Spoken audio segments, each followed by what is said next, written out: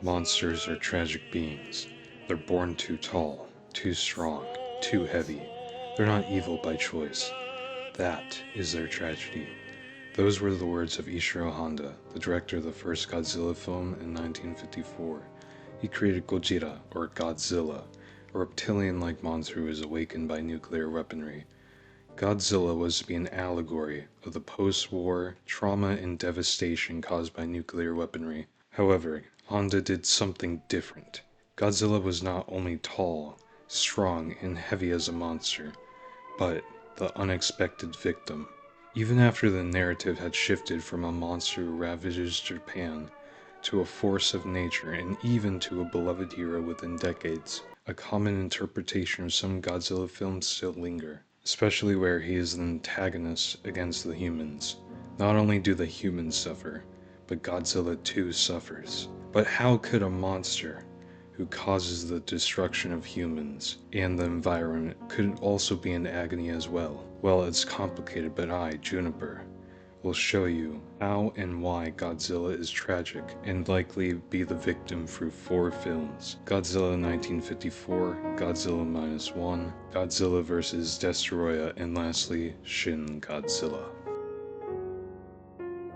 In this video, there may be brief to major spoilers for the films I've mentioned, so feel free to watch the movies if you haven't, but in case if you haven't already, I will leave brief descriptions of the severity of the spoiler and timestamps like this, to which you can skip ahead if you really want to. Otherwise, now let's investigate, shall we? Let's start with the first film, Godzilla 1954.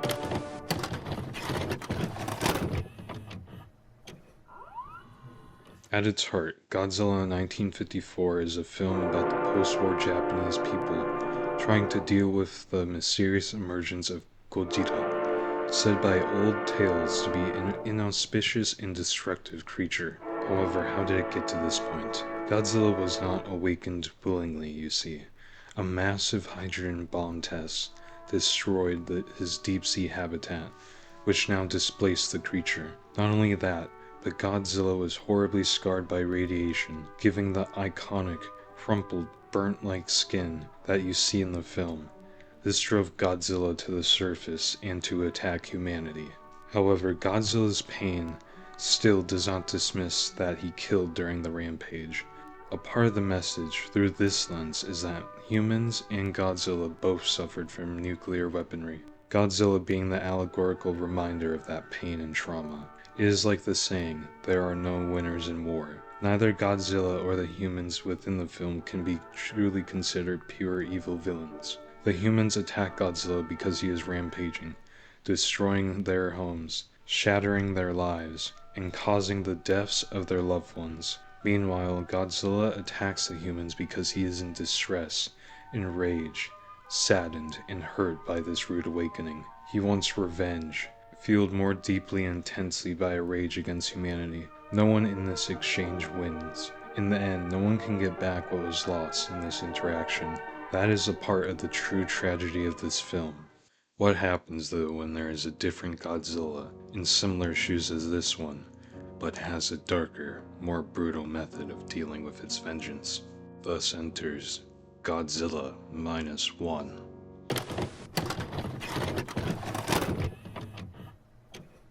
This is where things become interesting, as this is basically the retelling of Godzilla 1954 through a new lens. Released in 2023, Godzilla Minus One follows the post-war narrative of Koichi, a former kamikaze pilot who survived, trying to grapple with his PTSD as a giant monster attacked the Japanese base he flew into, that he wanted to escape the war effort from and flee. He tries to rebuild his life with Noriko, who he encounters back in Tokyo after finding his parents among the deceased. The central things about this film is that Godzilla plays more of an antagonistic role to Koichi. You see, Godzilla was the one who attacked the Japanese base that Koichi flew into. Godzilla was awakened by the American atomic bomb testings near Bikini Atoll. Due to the resurgence of Godzilla, Koichi ends up volunteering to join a team of others trying to stop this Godzilla. They use naval mines, guns, and other weaponry to fight back against the monster, but even after having his jaw blown apart, Godzilla regenerates. I'll just say this though, this version of Godzilla is definitely one of the most violent I have seen, like an actual menace. However, this version of Godzilla is not evil, I believe. I think there are two reasons as to why he may not necessarily be evil, but more of a tragic being that enacts his darker thoughts. The Minus One Godzilla is extremely hostile and aggressive to anyone in his territory, but this time Godzilla is pissed off, like really pissed off. Within the agony of his territory being disturbed and humanity becoming an issue to him, he wants revenge, and ends up taking out his revenge on the humans. He attacks bases that are on his territory, including the air base, and is willing to annihilate any threat against him or in the way of his path. I believe that this Godzilla shows a sort of spiritual or mental pain, mirroring the protagonist Koichi's own PTSD and conflict. The Minus One Godzilla can said to be symbolized the victims and the dead of the war, the very essence of which the collective trauma was born. So this pain runs deep like the previous Godzilla. This aspect of the Minus One Godzilla can be shown through many ways, especially whenever he regenerates or rampages. It is like this that Godzilla heals through the will of his hatred, pain, and desire for revenge. Because of the irradiation from the nuclear tests, Godzilla holds a lot of hostility and ill will towards humanity. For an example of his healing factor, Godzilla gets his jaw blown apart by the naval mines Koichi's team used, but he heals from that with mutations quickly. He gets blown apart by artillery, but still comes back. He even rams his head into a building to destroy it before using his tail to wipe out Tokyo like a mop. However, in one of the most impactful scenes of the movie, Godzilla, slowly but surely, wakens something deep from within to acquire his revenge, his atomic breath. It resulted in the widespread devastation of Tokyo. The Minus One Godzilla is willing to do anything, even the atomic breath, which burns himself and forces him to have a cooldown to get what he wants. The path of revenge is full of pain, not only caused by those who have done wrong to you, but of yourself.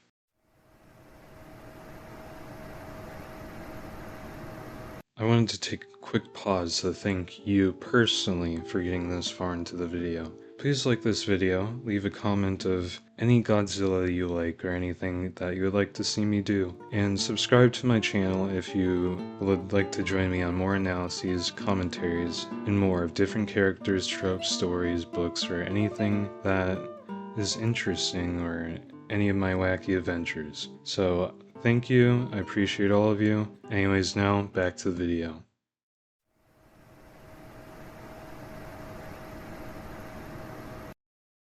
But what if I told you while the Minus One Godzilla had suffered mentally, there was a Godzilla that suffered similarly or even worse than this Godzilla? And this Godzilla was not even an antagonist. Now I introduce to you Godzilla vs. Destroyah.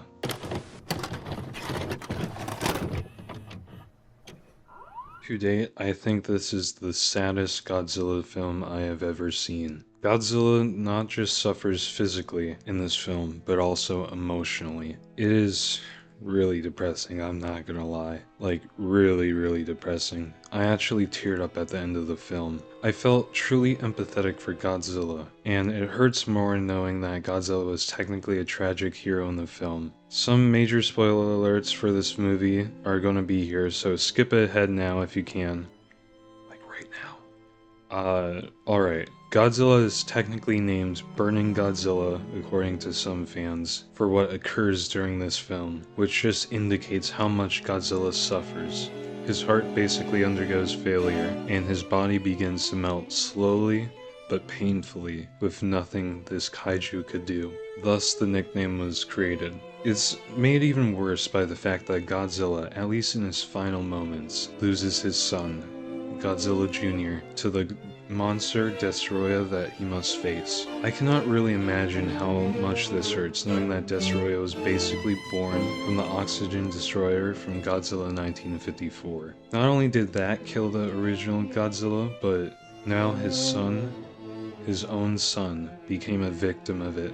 Personally, I think that this is probably one of the most sad and tragic moments within the entire catalog of Godzilla films and even literature to date.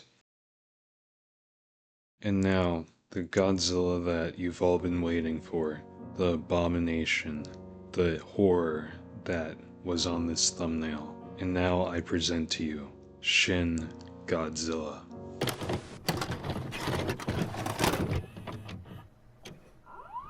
And I am not using horror lightly. The only words I can properly describe this Godzilla are the following, and I quote, "absolute horror and agony," end quote. This will absolutely contain spoilers, as this Godzilla was the very inspiration for this video. Just watching the movie horrified me in a way that I could not properly articulate at the time. I've seen some discourse online about whether this Godzilla specifically was in pain, and whether Shin Godzilla was able to even control itself at all. Like, if it had will. From the moment this Godzilla appears, boiling hot blood pours from above in an undersea tunnel. In the next scene, you see the monster tail before this new Godzilla crawls its way to the mouth of a river, pushing itself forward as its tan skin becomes rug-burned by both the boats likely and the bottom of the canal. Godzilla finally begins to be able to run on its hind legs as it has no arms, but it tries to breathe. But when it tries to breathe, blood splurts from its gills. After the rampage, Godzilla eventually begins to stand on its hind legs properly as its skin turns a reddish color and it grows arms. After it retreats and returns, its skin is much darker, having a burnt appearance. However, no longer does it move with the haste of earlier Shin Godzilla forms it had. Later, it begins to show its true abilities and grows them to shoot lasers out of not only of its mouth but its back as well. It literally splits its jaw in half in order to do that. When this Godzilla was eventually defeated, he continued to evolve until he had stopped, unable to become humanoid in the end. I am not in the vocal minority when I say this, but Godzilla is clearly in pain when you can see this. Its gills bleed because he cannot breathe air initially, but it adapts to overcome it. Essentially, it is suffocating due to the collapse of the gills without the support of water, preventing it from receiving oxygen, like in a fish when it's out of water. To make matters worse, it is doing a lot of exercise, so it is consuming a lot of oxygen without having any of it replenish, aka having oxygen deprivation while producing a lot of carbon dioxide. This may cause intense pain, gasping, and even gill failure. That is why we keep our little fishies in water. Continuing on, it drags itself across the road and smashes into buildings without thought. The friction that Godzilla must have been able to pull off because of its mass must have been astonishingly bad, because it's a lot of friction and a lot of force rubbing against its skin, which is painful, I must say. The blood oozing from the gills can be both from the collapse of the gills as well as scraping it across the place. But it is important to notice and realize that Shin Godzilla may also be initially suffocating on its own blood, due to nothing being in its gills besides blood. Asphyxiation or choking can raise blood pressure in fish, according to some studies, which could be why it splashes out in a burst. Furthermore, you may have noticed the descriptions about Godzilla's skin gradually darkening. This is because of the forms of UV radiation that Godzilla was not protected against. Because the sun has UV radiation within its light, so Godzilla was not protected against it. The sun is literally, and literally I mean burning Godzilla's skin at a painful rate, becoming a reddish color in under 2 to 4 hours of just being on land. and not having water to protect it against the UV radiation. What scares me the most is how much Shin Godzilla's atomic breath must burn. It is literally high enough energy to be considered a concentrated laser instead of like the other Godzilla's atomic breaths. Those are usually not like a laser, those are more of like a beam of energy or something like that. But this is like a purple laser. It cut through buildings with ease, which the other Godzillas I have seen at least, like they outright destroy a building but cannot cut it in half with so much precision as Shin Godzilla does. Whenever it runs out of energy for the purple atomic breath, the breath transforms into a flammable gas. All of this horrified me since the evolutionary progression of Shin Godzilla seemed to be against its own will, as if this Godzilla had no choice or control over its own self. He had to survive. He had to adapt to its environment. That is the horror, a Godzilla that evolves to the world around it and becomes unstoppable, like a god. We may be able to freeze it, we may be able to delay it, but it is the inevitable. It is Shin Godzilla.